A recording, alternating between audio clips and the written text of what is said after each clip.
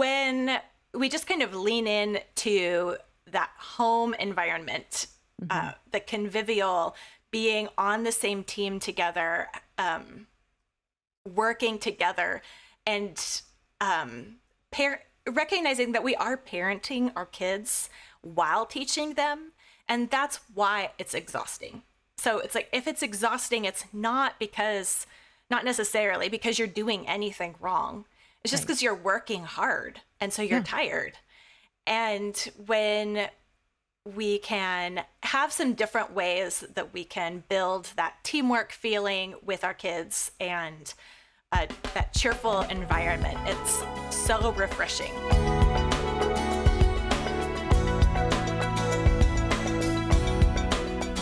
Let's talk through this whole struggle of just feeling overwhelmed. You know, it's the middle of the school year. We're a little bit past the middle of the school year, but we still have a few months left until most of us are at the end of the year.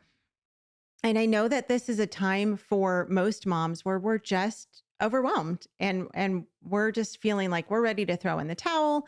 We can't do this another day. We can't do this another month. Let's encourage those moms. And I know you've got 3 steps to kind of help moms navigate through this difficult time. So let's talk through those and how we can just bring encouragement to these mamas. Yeah. I have a free guide that it's kind of a companion with my book, The Convivial Homeschool. The Convivial Homeschool book it's kind of set up like a devotional. I don't really call it a devotional, but it has short chapters that are specific and encouraging. So it doesn't take a lot of time, but it just is kind of that little pep talk that we sometimes need. And then the companion, which you can get for free at simplyconvivial.com/3 steps. And we'll put that link in the show notes. Thanks. The 3 just very practical things that we can do to build that convivial atmosphere. And that's what really, I think, degrades as the school year goes on, is just we're all tired of it. I know what my usual strategy is to start planning the next school year in like February. Pretend like you're not actually still in the current school year. Exactly. Let's think about how great next year's going to be, because we can't think about this year anymore.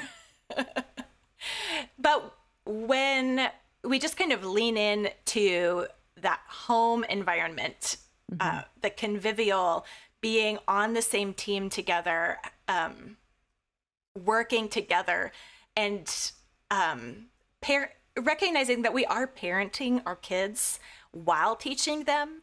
And that's why it's exhausting. So it's like, if it's exhausting, it's not necessarily because you're doing anything wrong. It's just because you're working hard. And so you're tired.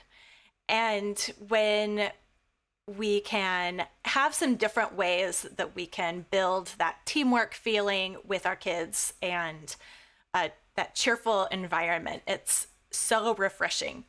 And so one of the ways that we do that at our house is to start our day with a song. Because I know trying to get everyone started in the morning is one of those trouble spots. And it's right at the beginning. And usually starting is the hardest part of anything, especially starting a homeschool day, because like someone's playing Legos, someone's already reading just for fun, someone hasn't even gotten dressed yet or done their chores, had breakfast, all the things. So it's like there's so many people all over the board, and it's like, how are we going to get started? Yeah. And so what I started doing was I picked a song that was about 3.5 minutes long, and that song meant it's time to start school. No matter where you are, like drop everything, no matter where you are, show up at the table by the time this song is over. And so instead of going around finding everyone, shouting, because I don't know, someone's upstairs, someone's downstairs. So I'm like trying to call everyone and even trying to get over myself that because I don't want to start. I'm like, I'll just do like, just hit play. And then having a song call us is, it adds that upbeat feel to our day, which, when I'm calling for everyone to come, that's usually not the vibe that I'm sending out. Yeah. So the song is kind of doing that work for us, getting us on the same page. with a cheerful, joyful feeling. Even if everyone's not feeling it, like, it doesn't ruin the song, because the song's just playing the same thing no matter what. And it gives people time to get their stuff together, get their drink of water, get their books. It's not like, come right now. Right. It's okay. 3 minutes. We can do this. We can show up. Yeah. So you just play, do you play the same song every day? The same song. We've used What song is it? Little Boy Heart Alive by Andrew Peterson. Okay. That's so cool. Yeah. It means come to the table for school now. So it's kind of funny if it just plays on. Yeah, that's so funny. This is so ridiculous. I'm thinking, like, what song would you play? And the first thing that came to my mind was Manic Monday. Do you remember that song? I don't even remember who sings it, but I was just thinking, it's just another Manic Monday. I don't even know the words to that song.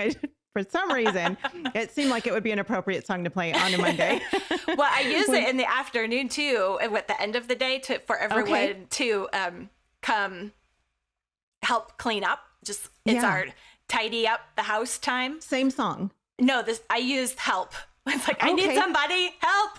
Oh, that's not so just anybody, funny. help. So I like that. Yeah. Oh, that's so fun. I love that. I've never heard of anybody doing that before. And I love that idea. That is such a great way to bring everyone together instead of mom screaming through the house and, trying to nag at everybody, because a kid could get dressed in 2 minutes if necessary and have another minute and a half left to get to the table.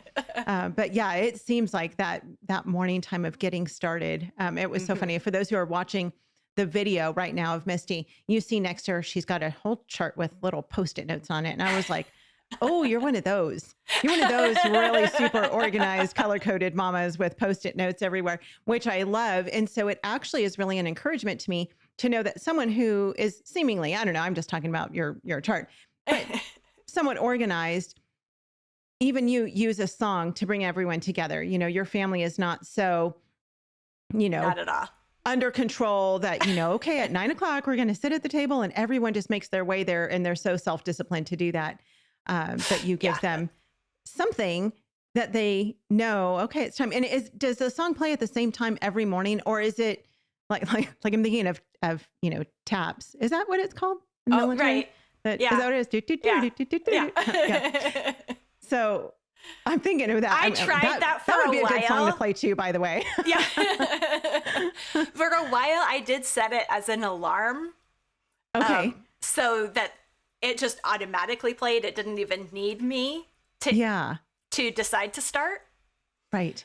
That didn't work as well because, just the number of people every which way, we aren't actually regimented at all. And so that didn't work for us. Yeah. So you had to be ready first. You have to be ready first and know that your people are about to get ready. So that's awesome. I love that. And I don't think it's called taps. Reveille?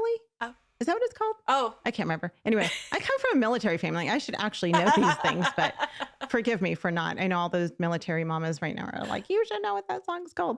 Anyway, I love that idea. Find a song. If we can, we'll put links to Mystie's songs in the notes so you can find those. Homeschool Insights is sponsored by CTC Math. If you're looking for a great online math program, visit ctcmath.com and try it for free. For more great homeschool inspiration and resources, listen to the Schoolhouse Rocked podcast every Monday, Wednesday, and Thursday.